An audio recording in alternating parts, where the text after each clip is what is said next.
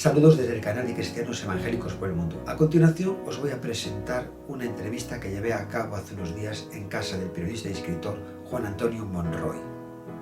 Fue un tiempo de una enorme bendición y la verdad que ahora me veo un apuro para poderos dar así una pequeña presentación.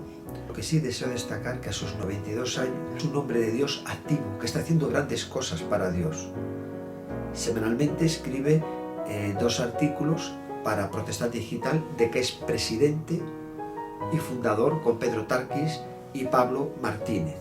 Después, 2 veces a la semana viene a su casa con cámaras para grabar vídeos de enseñanzas de la palabra de Dios que son enviados a Texas y de ahí se distribuyen por Estados Unidos, por los países hispánicos y otras naciones. Ha levantado o fundado para el Señor 26 iglesias, no solo en España, sino también en Suiza, Marruecos, en Miami y Portugal.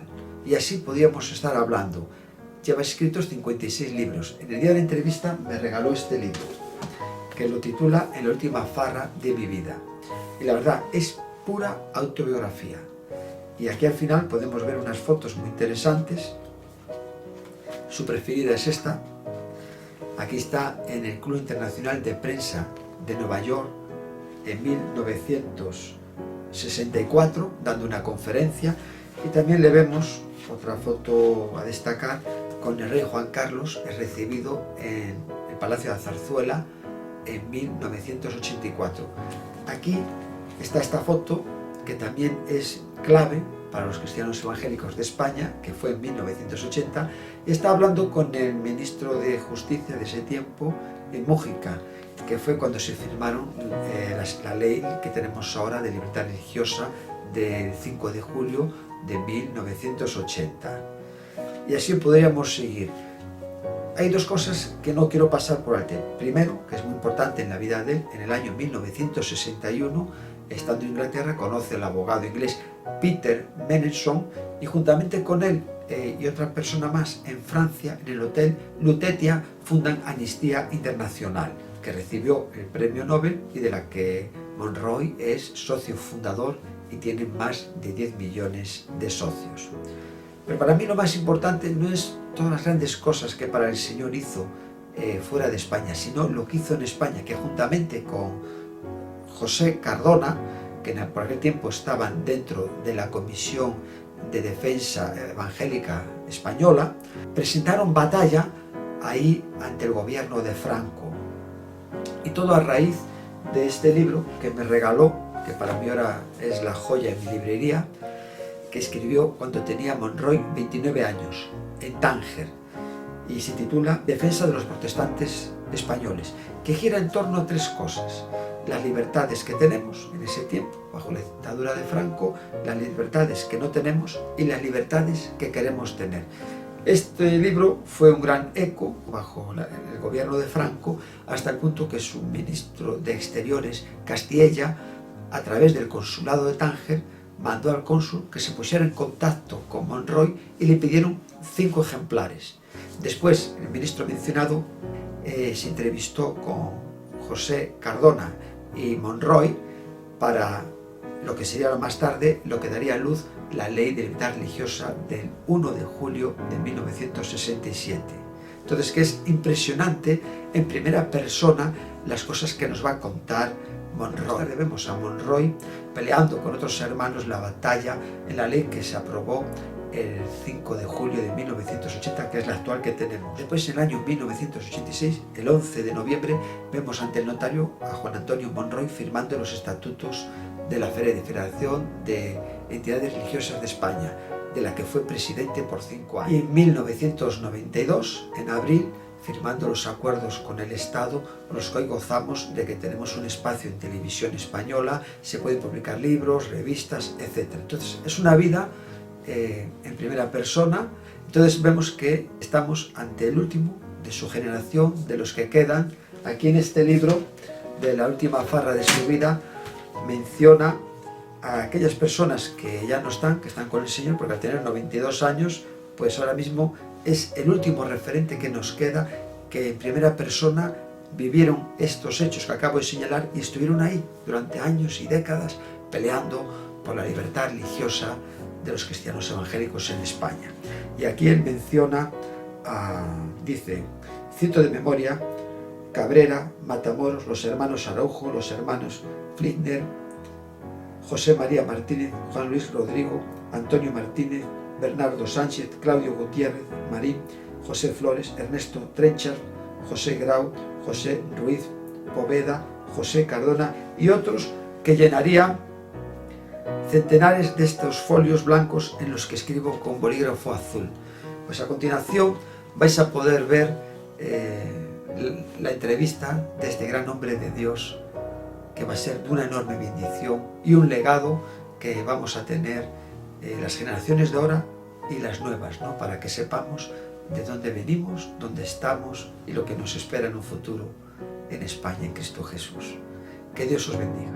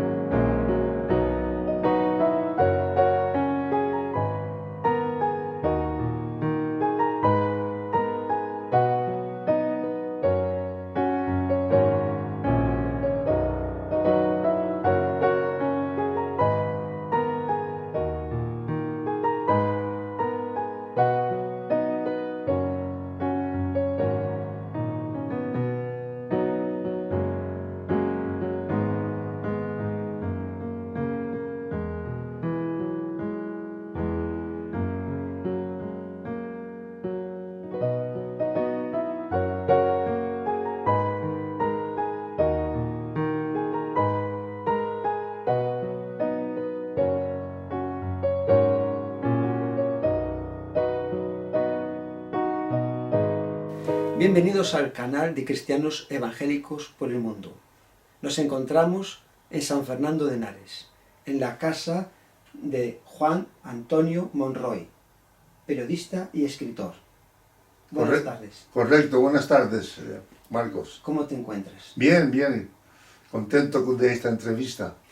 Le estoy muy agradecido al Señor por este gran honor del Señor y por tu parte de poder entrevistarte, porque eres uno de los grandes, entre los grandes en el mundo evangélico. Bueno. Y estoy seguro de que todo lo que vas a transmitir aquí va a ser de mucha bendición, también de inspiración y de enseñanza para las generaciones de ahora y las que vengan en un futuro. Cito a Pablo: por la gracia de Dios soy lo que soy. Gloria a Dios. Amén. Gloria a Dios por este tiempo tan maravilloso que vamos a tener. Donde nos encontramos ahora lo defines como la sala de trabajo. Sí. Es donde escribes los artículos. Yo le llamo a este lugar el chiringuito. es donde escribo y leo. ¿Muchos años llevas aquí en este sitio? No, en este sitio no, 4 nada más. Yo vivía antes en Madrid, ahora aquí en este de Gabriela Mistral. Siempre los premios Nobel. Qué bien. ¿Te sientes entonces bien? Donde estás viviendo? Sí, estoy muy contento, sí. Y desde aquí es donde escribes los artículos para el diario Protestante Digital, también donde haces, compartes enseñanzas de la palabra, que te vienen a grabar 2 veces al mes. Sí. Y bueno, todos los proyectos que estás llevando a cabo. Grabamos vídeos 2 veces al mes, lo mando a la central nuestra en Estados Unidos, en Texas, y ellos lo distribuyen entre las iglesias hispanas de Estados Unidos y en la América hispana también. Lo distribuyen todo. Recibo cartas y llamadas telefónicas desde Guatemala, de Colombia, de varios lugares. O sea que es una bendición a los años que tienes. Naciste el 13 de junio de 1929, tienes 92 y dentro de unos meses... 93 y seguiré hasta 103. Siempre, mientras tengas fuerzas, haciendo cosas para el Señor. Sí, indudablemente. Vamos a ver unas tomas de vídeo, de las que hemos comentado hace un momento, que te vienen aquí 2 veces al mes para enviarlas a Estados Unidos. Sí. Aquí tengo, la primera va a ser, se titula La muerte, que fue el 18 del 7 del 2020, en pleno COVID, y también en ese año, Puertas a la Esperanza. Hombre. Entonces vemos estas tomas y seguimos con la entrevista. ¿Qué documentado estás, hermano? Hace siglos, el patriarca Job se planteó una pregunta en el capítulo 14 de su libro. Si el hombre muriere, ¿volverá a vivir? Es la pregunta que se han hecho los seres humanos a lo largo de la historia. La filosofía, desde Platón hasta nuestros días, se ha planteado el tema de la inmortalidad del alma. Pero una pregunta, ¿qué es la muerte? Según la Biblia, la muerte no es más que el desdoblamiento de las 2 naturalezas, la física y la espiritual. Hay un pasaje en la Biblia, en el libro de los Reyes, donde se especifica claramente qué es la muerte. El profeta Elías llega a casa de una viuda en Sarepta. Esta viuda tenía un hijo. Ella y el profeta hablan. El hijo muere. La mujer cree que era un castigo de Dios. Y le dice a Elías, ¿has venido para recordarme mis pecados? ¿Para que muera mi hijo? El profeta le contesta, tu hijo no morirá, vivirá.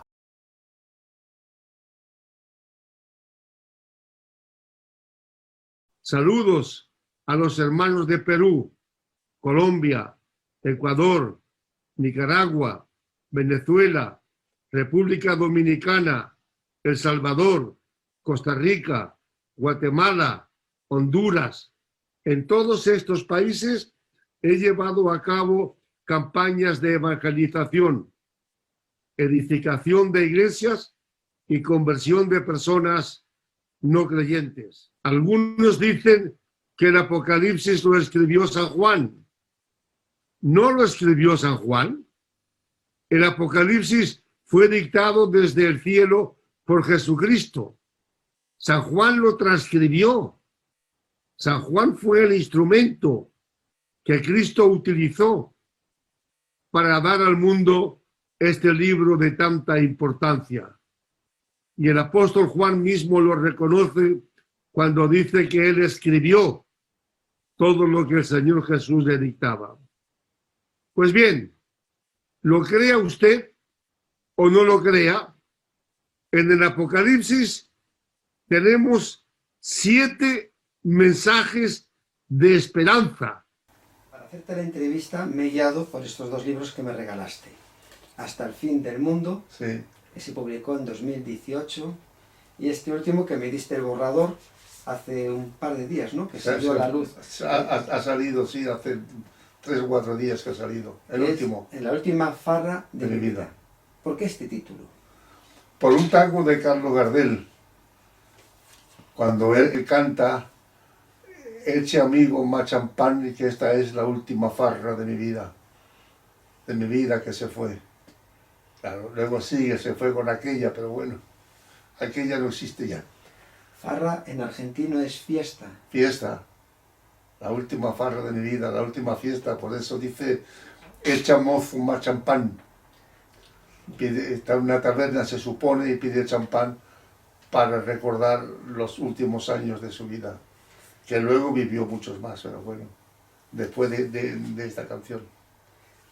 Este libro que tengo en mi mano, aquí hablas, Eso me gusta mucho. sí, porque no solo es autobiográfico, sino que también cuentas tus experiencias en los países hispánicos Sí, y todas las cosas que allí ves en cuanto a que recomiendas. Hay países en los que dices visítalo, otros invierte, y comentas si hay algún premio Nobel o algún escritor destacado.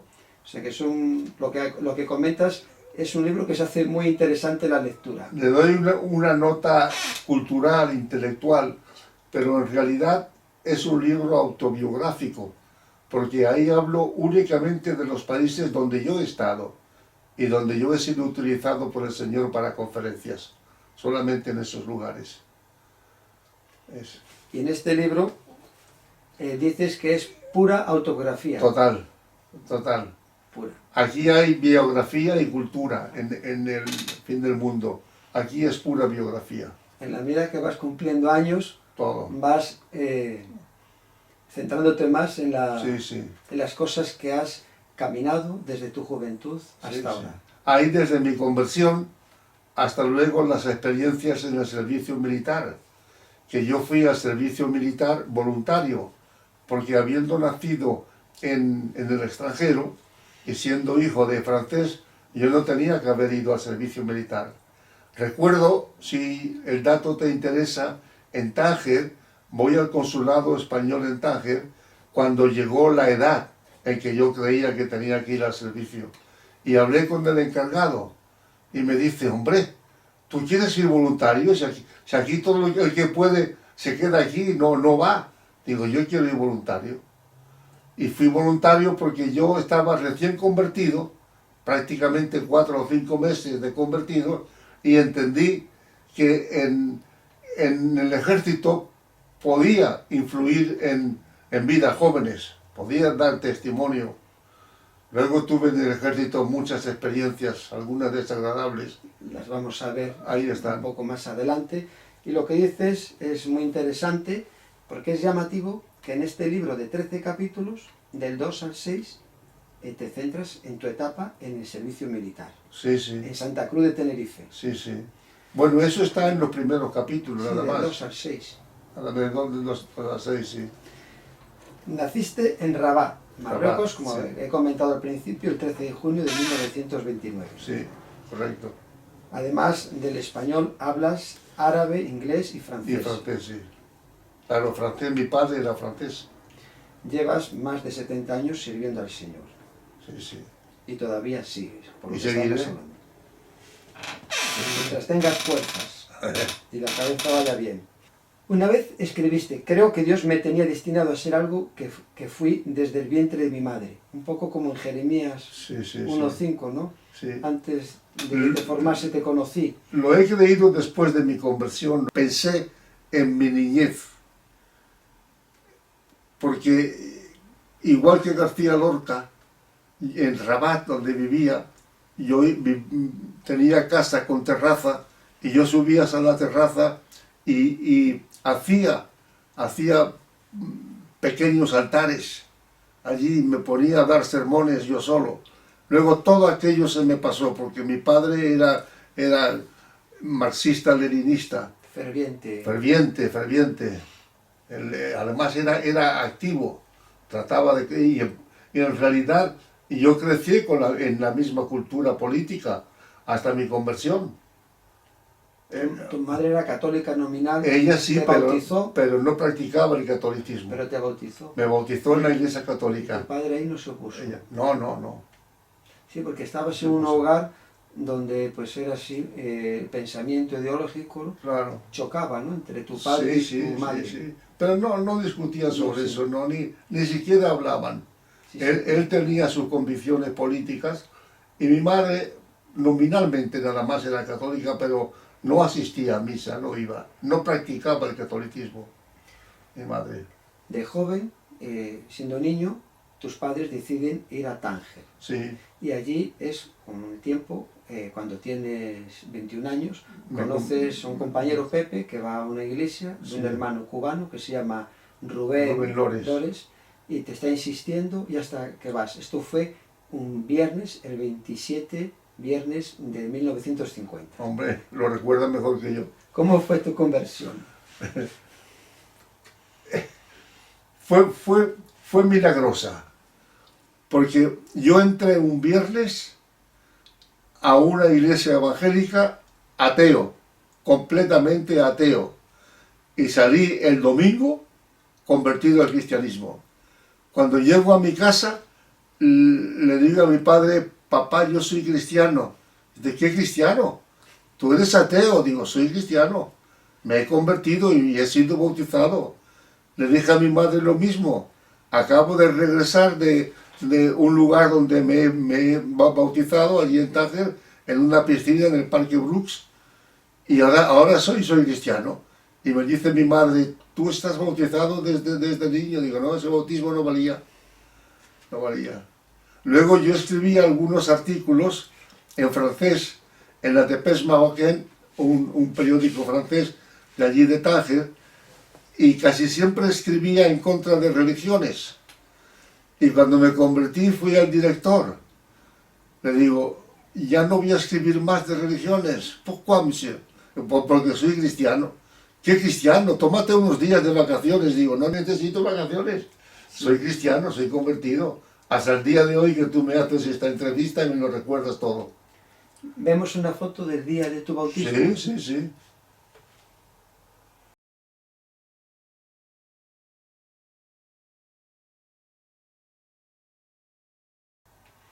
Estabas, como has dicho, en un club de los más... Fue en la piscina de un club que estaba exactamente enfrente del consulado español en Tánger. Se llamaba el Club Brooks. Allí los trabajadores del consulado iban allí a tomar el aperitivo y se enfadaron con el director, que era judío. Se enfadaron con él porque había dejado la piscina para un acto protestante, pero a los judíos le daba igual. Ahí viste ya tus primeras confrontaciones. Sí, claro. En tu bautismo. Sí. Fue el 29 de octubre de 1950. Sí. Después del bautismo, el domingo mismo, fuiste a compartir el Evangelio, a predicar. Porque varios jóvenes, después de bautizado, serían como la 1:30 de la tarde, dijeron: si quieres después de comer te reúnes con nosotros. Digo, ¿para qué? Vamos por los patios de las casas en Tánger, casas de españoles, para distribuir folletos y dar testimonio. Y yo fui con ellos. En 2 casas, Pepe y Cándido dieron testimonios en las casas, hablaron, y luego en la tercera me dijeron: ¿hablas tú un poco? Yo dije: ¿qué voy a hablar? Yo no conocía la Biblia. Dije: explica tu conversión, y expliqué mi conversión. Y desde entonces aquella fue mi primera predicación hasta el día de hoy. Vemos unas fotos de joven antes de tu bautismo. Muy bien.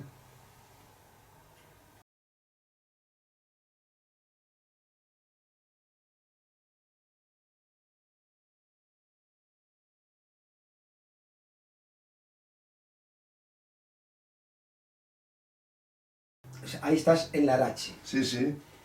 En la playa tenías 18 años. Sí, algo así. Y después paseando 2 años más. Sí, sí. ¿Tienes recuerdos de ese tiempo, esos comienzos, cuando han pasado tantos años en tu vida? ¿Te vienen así a veces? Muy buenos. Los años pasados, porque mis padres fueron de Rabat, primero a Larache y luego a Tánger. Y de Larache tengo unos recuerdos maravillosos. De tal manera que cuando me convertí, hablé con un misionero americano que estaba en la iglesia, Pedro Baraida. No predicaba, no sabía predicar, Sí. pero era un hombre de oración muy fuerte. Y le dije, don Pedro, él tenía un jeep, vamos a Larache porque yo quiero dar testimonio de mi conversión a los amigos que tengo allí. Y hay un pueblo entre Tánger y Larache que se llama Artila. En Artila paramos y empezamos a distribuir folletos. Nos agarró la policía y a los demás no les dijeron nada.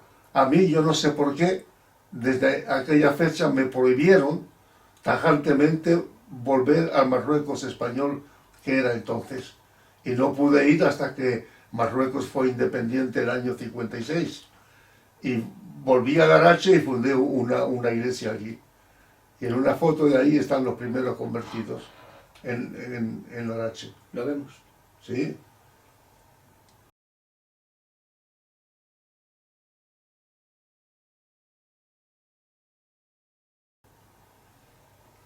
Es muy interesante lo que estás comentando, Bueno, porque no solo es hablarlo, sino que también se puede ver la foto sí, sí, de tantos años que han pasado de esos comienzos tuyos.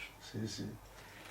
Marruecos, hasta el año 56, era un protectorado que estaba administrado por España, Francia y Tánger. No, el protectorado era nada más que España y Francia. Tánger era una ciudad internacional.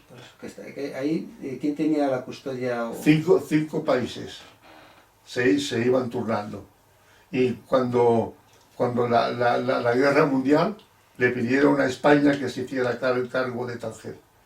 Entonces Franco mandó allí su gente, sus tropas en Tánger. ¿Quiénes eran más tolerantes, los franceses o los españoles? Totalmente los franceses. Y esta vez en la zona, Es que los españoles estábamos en la época del nacionalcatolicismo. La Iglesia Católica había ganado la guerra. Porque yo tengo ahí libros y documentos que la Iglesia Católica tuvo una parte muy importante en la guerra civil. Y Franco mandó allí sus tropas.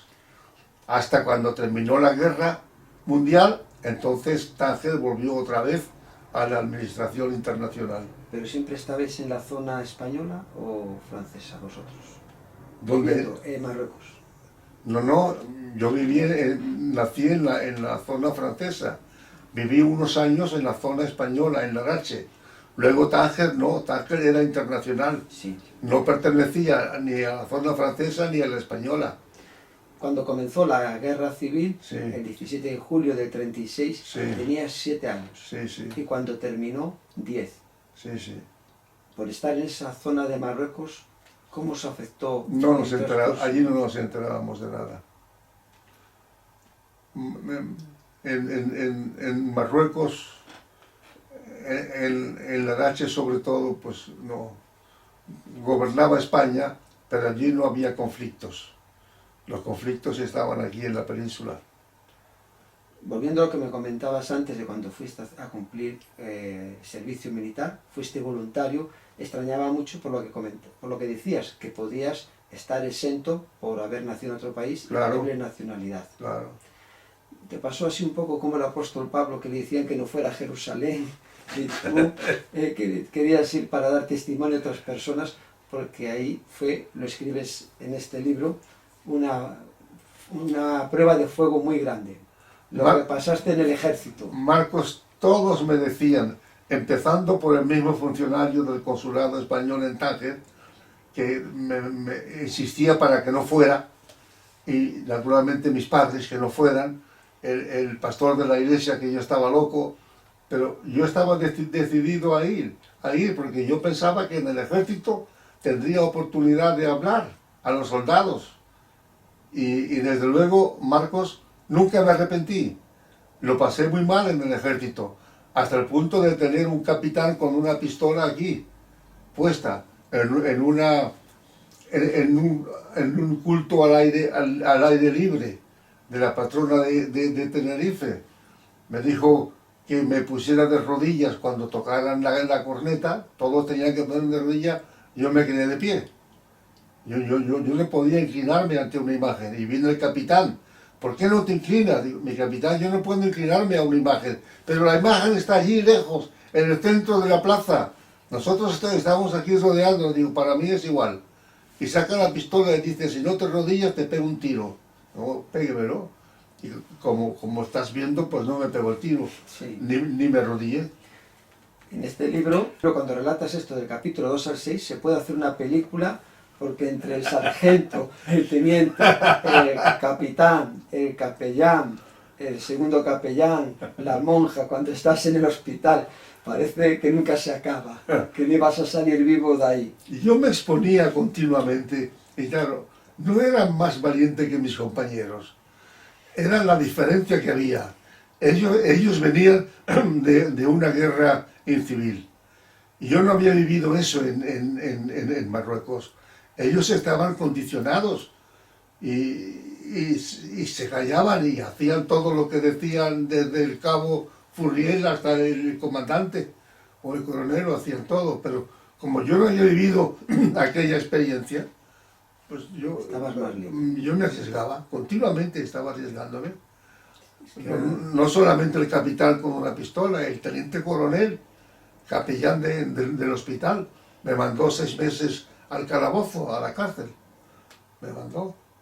Había un capitán que no te quitaba el trabajo de encima. El capitán de mi compañía. Un día pues, llegaste antes al cuartel y te pusiste a ver desde la muralla el mar, y él te puso las manos detrás y te dijo que eras un espía y que estabas haciendo como señas con un pañuelo. Bueno, porque cuando llegué allí, al cuartel, creían que yo era espía. No solamente él, sino los altos mandos creían que yo era un espía. Pero después de una entrevista muy prolongada que me hicieron entre 3 comandantes, ya me dejaron tranquilo. Que duró 3 días, ¿no? Sí, sí, pero el capitán de mi compañía siguió creyéndolo. Y una noche que yo estaba mirando el mar, porque el cuartel estaba frente al mar, oigo una voz detrás de mí. Monroy, te pillé. Susurro del capitán. ¿Qué haces aquí?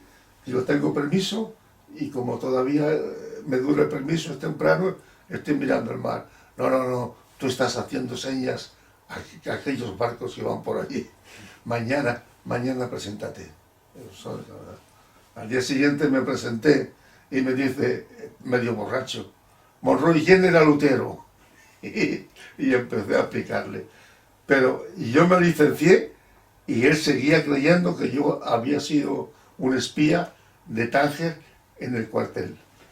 Otra escena allí que te arriesgaste mucho es cuando un soldado que fue a donar sangre, le dijeron pues que fuera a comer y que se saltase la fila. Había allí, no sé si era un sargento, que le estaba dando patadas por el suelo y tú le llamas la atención. Sí, fue un acto arriesgado, pero lo acepté, porque estábamos todos esperando el desayuno. El desayuno consistía en que te ponían una perola enorme en el centro del patio y pasábamos con los platos y allí nos echaban café o lo que fuera. Y llega un soldado y no se pone en la fila, sino que pasa primero. Y el sargento, que había tenido una noche puñetera, le empieza a pegarle y a darle patada. Y yo salí de la fila. Digo, mi sargento, hay otros modos de castigar a este hombre. Está prohibido pegar. Vete a la fila, Monroy, si no voy a hacer lo mismo contigo. Digo, hágalo, pero hay otros superiores a usted. Y me presenté, dice, vete y que te corten el pelo y te vas al calabozo. Ni me corté el pelo ni fui al calabozo. Cuando llegó el comandante de turno, me presenté a él, le expliqué lo que había ocurrido. Era un comandante no de tropa, sino de academia, un hombre más tolerante. Dijo, no vayas al calabozo ni te pele, yo hablaré. Y él habló. Yo insistía en denunciar al sargento, pero me mandaron otro abogado, Alférez Corona, de Madrid era, y me dice, Monroy, ¿tú quieres seguir denunciando al sargento? Digo, sí, mi teniente, quiero seguir. Y te vas a arriesgar, porque te expones a que luego todos los conocidos del sargento se alíen en contra de ti y puedes pasarlo mal. Por cualquier causa te pueden mandar al calabozo con argumentos justificados. Mejor que lo dejes. Y pues vamos a dejarlo. Y lo dejamos. Es una época muy difícil porque había transcurrido Difícil. 11 años desde que terminó la guerra en el Difícil. 39 y estuviste 15 meses en el ejército, sirviendo, haciendo servicio militar. Sí. Era una época en que España estaba gobernada por la Iglesia Católica y por los militares. Y cualquiera de estas dos esferas, la religiosa y la militar, podía meterte en un calabozo y no se enteraba nadie. Todo el que no fuera católico lo tenían como un comunista, Sí. un masón, Sí, todas estas cosas, le aplicaban todas las cosas. sí. Yo me libré, claro, porque no te iba a decir que yo era más inteligente que el resto, pero es que el resto de los soldados que había en aquella época en mi compañía eran chicos que venían de pueblos, algunos analfabetos, otros temerosos, se tenían miedo hasta del cabo. Como yo no había vivido aquella experiencia, pues yo me arriesgaba. Me arriesgaba y Gracias a Dios saliste bien. sí salí bien, sí. Porque veían la firmeza mía.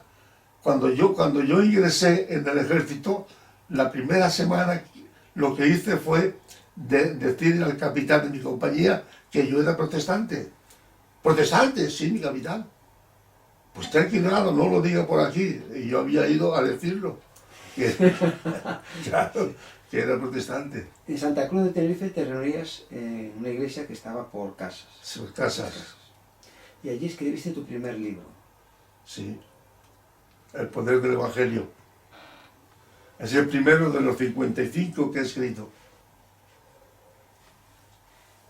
Al regreso a Tánger de la mili dices, fui un neófito en el Evangelio y regresé predicando el Evangelio, Sí. pero no estabas conforme, querías saber más de Dios Quería- y te pusiste a buscar un quería estudiar instituto más. bíblico Claro.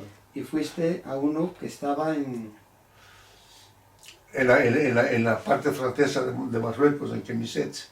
don- Porque yo hablé con mi pastor, con Rubén Lores, y le dije, yo quiero estudiar. Dice, vete a Cuba. El tal Pepe lo mandaron a Cuba, y a su hermano gemelo Fernando también. Yo no voy a Cuba para estar 6 años. Busqué un instituto, encontré uno en Quemisset, de la parte francesa donde yo había nacido. Escribo y me contestan diciendo, este es un instituto para árabes convertidos. Todos los estudios son en árabes. Digo, no hay problema porque yo hablo el árabe. Y lo escribí en aquella época, luego he ido olvidándolo. Firmé 3 años, pero a los 4 meses me salí del instituto. porque te llamaron para que fueras a pastorear 2 iglesias No, a sí, Tenerife. en Tenerife. Fue una odisea ese tiempo en tu vida. Porque cuando llegas a Tenerife, Toda mi vida ha sido una odisea, Marcos. pero digo que ahí se ve, ¿no? Sí. En los comienzos. Cuando llegas a Tenerife, porque tuviste que ir hasta en barco de Tánger hasta Algeciras, de Algeciras coger un autobús a Cádiz, de Cádiz Otro barco. otro barco hasta allí. Y cuando llegas y estás allí, llevas unos meses, el pastor de la iglesia donde te convertiste, que se va a Estados Unidos También. y que te vengas para hacerte cargo de la iglesia. Y allá voy. Antes de meterme en esto que ahora estamos hablando, ¿cómo fue tu experiencia ahí en el Instituto Bíblico aprendiendo la palabra con árabes convertidos? Pues yo me hice amigo de los jóvenes árabes que estudiaban también. Teníamos una misionera, la señora Johnson, nos enseñaba música. Yo nunca he cantado ni sé nada de música, pero ella enseñaba música y lloraba. En cada lección lloraba. y oraba. Aquella mujer fue un ejemplo para mí. Pero yo no podía seguir. Después de 4 meses me llaman para que pastoree dos iglesias, pues dejé los estudios. Fui al director Schneider, le dije, mire, yo me voy.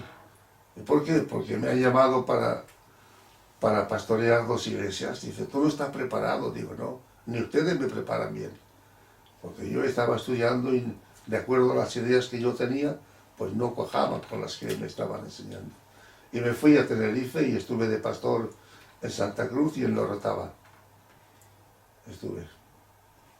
Después regresaste, como hemos dicho, a Tánger Tánger. otra vez. ¿De ahí solo había una iglesia o más?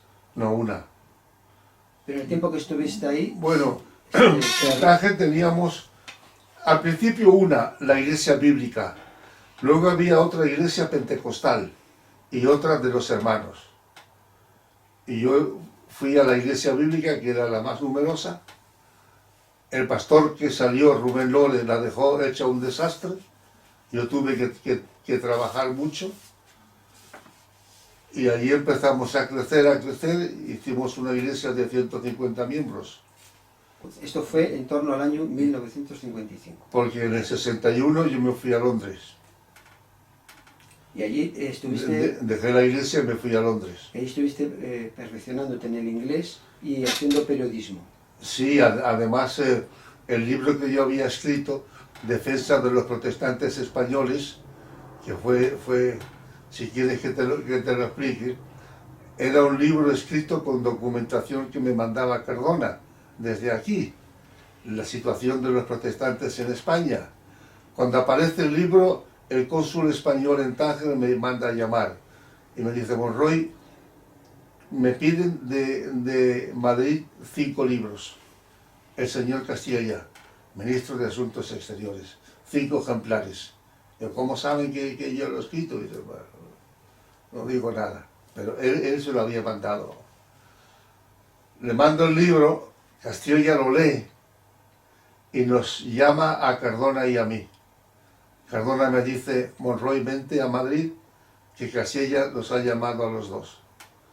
El ministro Castilla era un hombre íntegro, católico, pero muy sincero. Lee el libro y nos dice a Cardona y a mí, si lo que ustedes dicen en este libro no es verdad, lo van a pasar mal. Los 2, me dice, incluso usted, que vive en Tánger. Si es verdad lo que ustedes dicen, yo voy a encargarme de que la situación sea distinta. Lo leyó y fue el primer hombre que empezó la ley de libertad religiosa del 67. A Castilla se unió Fraga Iribarne y Solís, el llamado la sonrisa del régimen. Entre estos 3 sacaron la primera ley de libertad religiosa del 67, que aquella ley dividió totalmente al protestantismo español. Porque algunas denominaciones, no éramos tantos, pero algunas denominaciones como la Iglesia Evangélica Española y la Iglesia Episcopal, parte de la Iglesia Bautista, no estaban conformes con la ley. Decían que era una ley franquista. Y Cardona, que había trabajado mucho en esa ley, me dice cenando una noche, Monroy, yo no puedo con este pueblo mío. Y volvió otra vez, porque él era secretario del juzgado en Játiva, pero estaba en excedencia, y volvió otra vez a ser secretario de juzgado para tener unos ingresos fijos y también para tener una pensión para cuando se jubilara. Y Castilla ya lo quería a él en Madrid, porque sabía los valores que tenía Cardona. Entonces lo sacó de Játiva a un juzgado de Lérida, y luego de Lérida a Madrid. Yo fui acompañándole a él al de Lérida, estuvimos 2 días, y luego al de Madrid. Y en Madrid ya se quedó hasta su muerte como secretario del juzgado número 1 de Madrid. Pero él te llamó en 1964, te instaba a que fueras con él a Madrid. Sí. Fuiste los promotores de la ley de 1967 sí. para luchar para conseguir la libertad Claro, religiosa claro. para los cristianos evangélicos. Él me decía, Monroy, te necesito en Madrid. Y prácticamente yo no tenía ya nada que hacer en Marruecos, porque el gobierno de Marruecos me había confiscado una serie de periódicos que yo editaba allí, me había prohibido la salida de Tánger durante un tiempo, no tenía nada que hacer. Entonces me vine a España el año 65, 1965. En el 66, en enero, saqué una revista, la revista Restauración, dedicada principalmente al debate sobre la libertad religiosa y a la situación de los evangélicos españoles. Empecé la revista sin autorización, por riesgo, porque en aquella época no se podía publicar una revista sin autorización. Y yo me lancé. 2 años después de publicada, hubo en el Hotel Ritz hubo una reunión de escritores y allí estaba Fraga Iribarne, que entonces era ministro de Información y Turismo. Hubo un momento en que todos teníamos que firmar en el libro que estaba expuesto allí y yo estaba pendiente de Fraga. Cuando él va a firmar, yo me adelanté, le entregué mi pluma y firmó, y luego firmé yo. Y él se fija, dice, ¿usted Juan Antonio Monroy? Pues sí, señor ministro. Por cierto, hace 2 años le pedí permiso para editar una revista y me dice, ¿se la hemos prohibido? Cuando le cuento esto a Cardona, dice, ya tiene este permiso. Ellos saben, la revista que está publicando, tienen un ejemplar de cada número. Al decir, a preguntar si la había prohibido, ya te estaba dando la licencia para continuar. Y ya continué hasta el año 81 con la revista, cuando la suspendí y edité otra, Alternativa 2000. Estamos comentando que en el 64 te llama José Cardona para que vayas a España para plantear batalla, una batalla a favor de la libertad religiosa. Sí. Y tú le contestas, tú escribes en el libro, lo hice, la ganamos. Claro, ganamos la batalla. ¿Cómo fue esa batalla entre lo que me acabas de comentar? Hombre, ¿Cómo teníais que luchar ahí? Hombre, con los miembros de las cortes de entonces, la mayoría era católico. Y allí estaba también como representante Blas Piñar, de extrema derecha. Era de la misma ideología de Abascal, de Vox. Y los representantes católicos se oponían totalmente a la ley de libertad religiosa. Pero teníamos a favor a 4 personas. Teníamos a Castilla, teníamos a Fraga, teníamos a Solís y teníamos a Alfredo López, que era ese secretario de Justicia, del Opus Dei también, pero un gran hombre. Cuando él murió escribió un artículo en ABC, recordándolo y lo sincero que había sido con nosotros y lo que influyó en la ley de libertad religiosa. También tuvo algo que ver ya Estados Unidos, que España no entró en la ley Marshall por la cuestión de los protestantes. También influyó Estados Unidos. Castilla lo dijo en las Cortes. Cada vez que voy a algún país europeo o voy a Estados Unidos, me preguntan por la situación de los evangélicos españoles. Y claro, Castilla influyó mucho, era ministro de Asuntos Exteriores, fue el que firmó el acuerdo con el Vaticano, el primer acuerdo entre España y el Vaticano. Y la batalla es que escribíamos. Estando ya en Madrid, Cardona no me mandaba información, nos reuníamos, cenábamos, íbamos al teatro y bosquejábamos el siguiente número de la revista Restauración.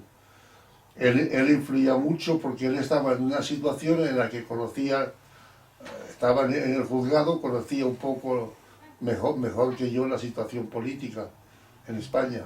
Pero tuvisteis que hacer un escrito de lo que exigíais, intervinisteis en esa ley, os pidieron opinión.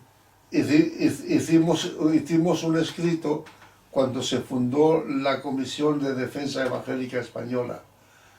Entonces, Que José Cardona era el secretario... entonces no. Entonces no. Había otro, un abogado, el abogado general de la Unión y el Fénix, íntimo amigo mío, yo lo quería mucho. No recuerdo su nombre ahora, pero él trabajaba, nos asesoraba, pero pagándole.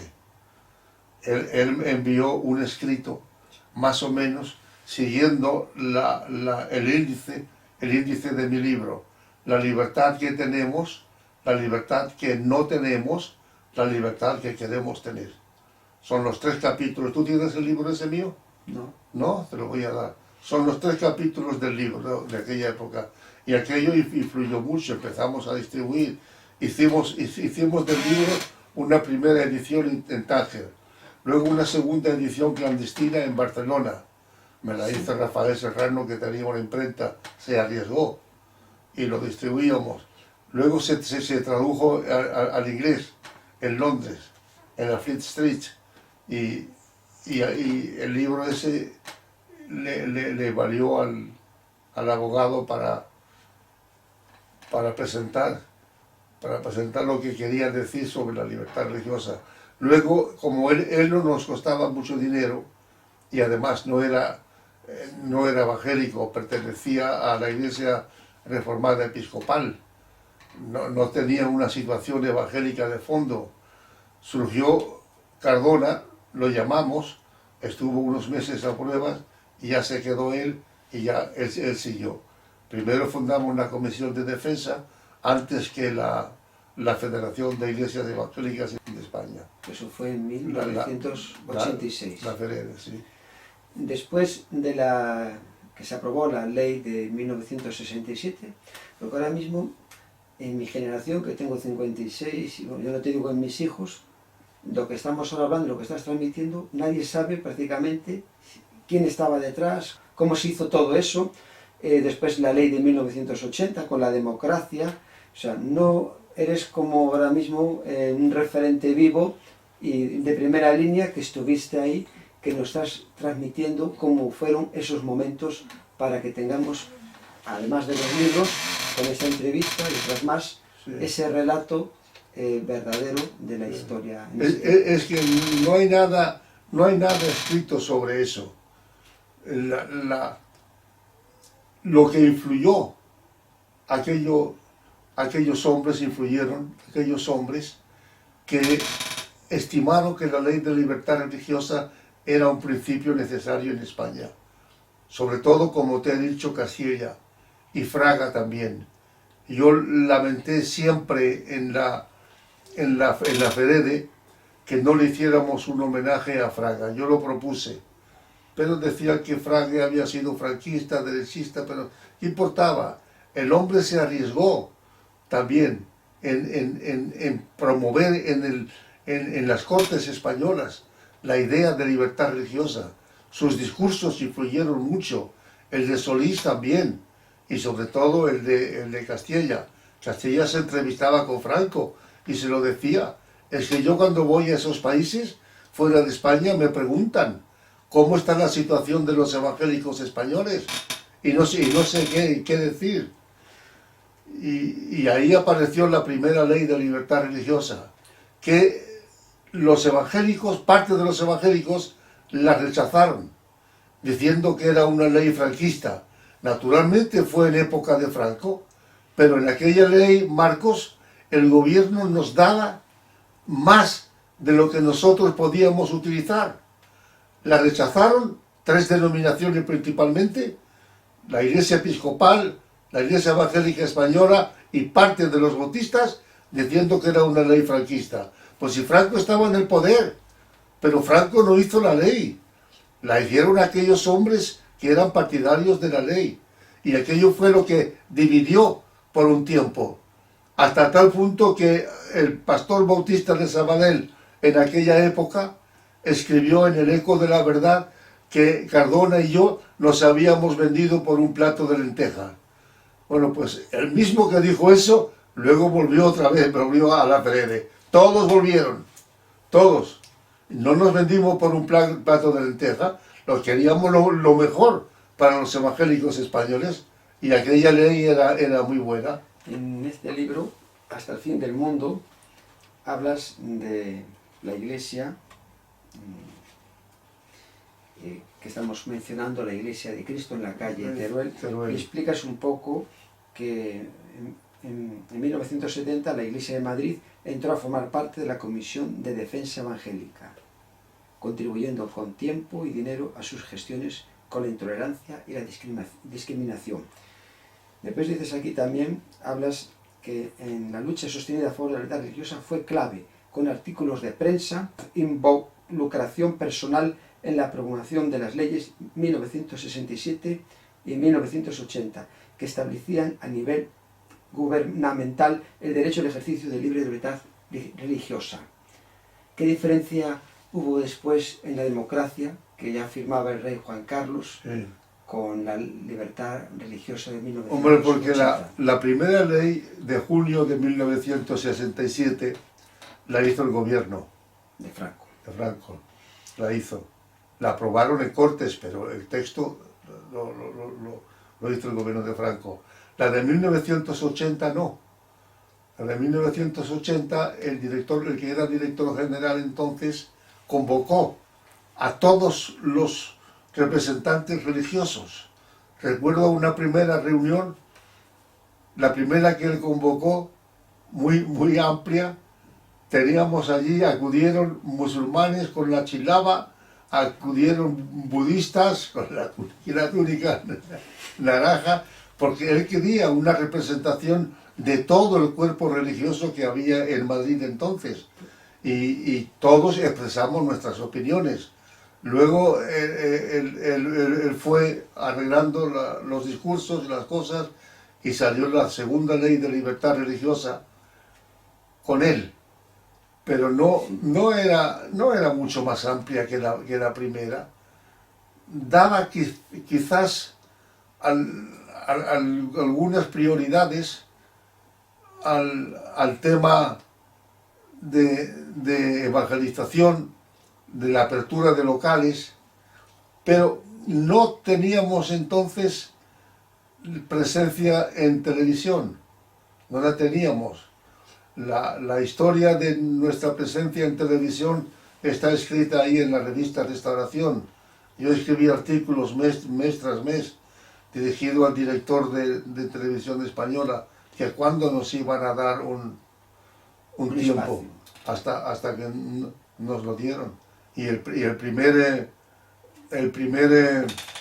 secretario de la televisión fue Juan Gili, un hombre que murió enfermo.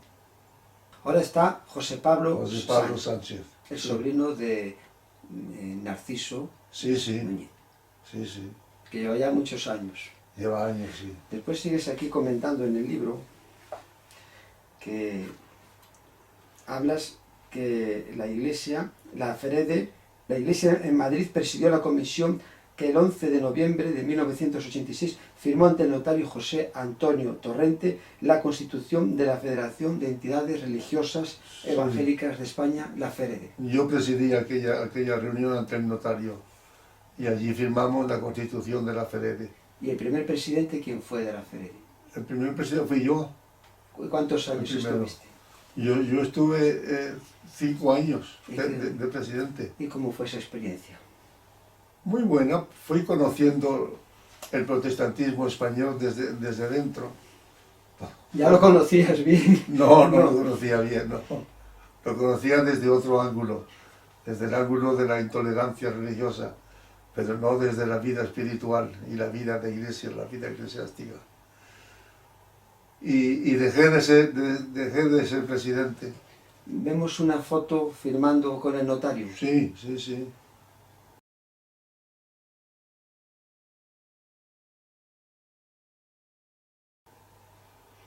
Ahí se os ve muy felices. Sí. Todo lo que tenemos ahora, pues has estado ahí, ¿no? En la ley del 67, de 1980, y después con la FEREDE, en las cosas que estás transmitiendo ahora mismo. Marcos, he estado en todas partes. Donde ha habido batalla, ahí he estado yo. batalla en defensa de los derechos, porque yo soy miembro de Amnistía Internacional, miembro fundador de Amnistía Internacional. Cuéntame cómo ha sido eso. ¿Fue en un hotel de París? Sí, yo estaba en aquella época en Londres. Estaba estudiando cursos avanzados de periodismo en inglés y al mismo tiempo estaba revisando la traducción de mi libro Defensa de los Protestantes al inglés, que lo publicó una editorial de Fleet Street en Londres. Y un día me llama un abogado, Peterson. Había estado en esa editorial que estaba publicando mi libro y había leído el sumario del libro, que ya iba avanzado, y me dijo: yo estoy tratando de fundar un movimiento a favor de los derechos humanos y de la libertad religiosa. ¿Tú quieres apoyarme? Le dije: naturalmente, yo he nacido para eso. Dice: pues vamos a fundarlo en París. Y lo fundamos en el Hotel Lutetia, en julio creo que era, de 1961. Y yo fui uno de los fundadores y di una conferencia sobre la libertad religiosa en España. Y todavía mantengo contacto con la Amnistía Internacional. Pero, Marcos, tengo ese honor en mi vida, porque Amnistía Internacional ha llegado a ser premio Nobel. Me concedieron el premio Nobel de la Paz. Y algo tengo yo ahí que ver. Iniciando y apoyando, claro, lo que el abogado inglés, claro, Peterson, que falleció en el 2005, me parece. No recuerdo. Pero hoy tiene 10 millones de socios. Tiene, claro. Es una organización de las más importantes a nivel mundial. Mundial, estás bien informado, tú. Pues tienes un gran honor ahí. Sí. ¿Eso te ha valido mucho en los viajes que has hecho por 83 países? A veces sí. A veces he sacado eso, sobre todo en Estados Unidos. En entrevistas que me han hecho en Estados Unidos. He sacado lo de Amnistía Internacional. Y algunos ni sabían. Una entrevista que me hicieron en San Antonio, en Texas. Me preguntaron, hablé de Amnistía Internacional. What is that? ¿Qué es eso? Estudia. Volviendo a la iglesia de Teruel, que desde ahí se iniciaron muchas cosas, como hemos visto hace un momento. Sí. En los acuerdos con el Estado de 1992, ¿qué se consiguió? Pues conseguimos mucho, conseguimos entrar en televisión, conseguimos una apertura total para publicaciones, se podían publicar libros, revistas. De no haber sido por esos acuerdos, tú no habrías publicado tus libros, porque estaba prohibido gubernamentalmente. Y sobre todo conseguimos una subvención anual del Estado a la FEDEDE, que la FEDEDE, como la Comisión de Defensa, la iniciamos entre otros Cardona y yo, y Cardona tenía una secretaria nada más. Ahora hay un regimiento, 12 o 15 personas en la FEDEDE. Porque hay mucho trabajo. Y porque hay dinero para pagar. Bien. Hay dinero para pagar, el dinero que nos da el Estado. Así se pueden hacer más cosas. Claro, pero el gobierno tampoco es idiota, porque el gobierno nos da una cantidad anual, la da a la FEDEDE, insignificante, para justificar el dinero que da a la Iglesia Católica, que son muchos millones anualmente a la Iglesia Católica. Yo tengo por ahí datos. Hay que seguir peleando entonces. Hay que esa batalla. Hay que seguir. Pero el papel de la FEDEDE es muy importante y necesario, claro, para el pueblo cristiano. Claro. Ha resuelto muchos problemas también de iglesias, la FEDEDE. A lo largo de tu vida comentaste que has escrito 55 libros. Yes. Artículos 3.500. Sí. Y fundaste en el 2003 con Pedro Tarquis y otro hermano más. Sí, Pablo Martínez. Protestante Digital. Sí. que es un diario que se recogen noticias, artículos y Tenemos 800.000 visitas mensuales. está en todo el mundo, ¿no? Todo el Se mundo, hace en todo el sí, mundo. sobre todo América Latina. Y es para conectar a la gente con la fe cristiana Sí, evangélica. sí. En realidad, Protestante Digital es Pedro Talquis. Sin él habría sido muy difícil. Tiene una cantidad de ideas, continuamente está renovando los boletines, haciéndolos mejores y haciéndolo más. Él es Se el dedica alma. a esto exclusivamente. No, él es médico. En su tiempo, Médico en su tiempo libre. además de las revistas, 5 revistas que has fundado, también en 1955 te inicias en la radio, Sí, hasta la fecha de hoy. hasta la fecha. Que colaboras con Dynamis, ¿cómo es? Sí. Y la otra es Global. Global Radio. Estoy muy agradecido por Nada. este tiempo que me has brindado, excepcional. Nada. Le doy gracias al Señor porque es una oportunidad de oro para que otras personas puedan conocer las grandes cosas que Dios ha hecho en tu vida. Antes de terminar, me gustaría, si mirando a la cámara, que dijeras lo que tú sientas, las palabras que te vengan a la mente en este momento. Bueno, pues las palabras ahora mismo son agradecerte a ti. El trabajo que te has tomado en venir aquí con todos los aparatos para hacerme este vídeo. Y solo pido que mis palabras y mis experiencias sirvan de algo a las futuras generaciones. Porque yo creo que el vídeo va a durar. Muchas gracias. Gracias a ti. Y que Dios te bendiga grandemente. Gracias, hermano.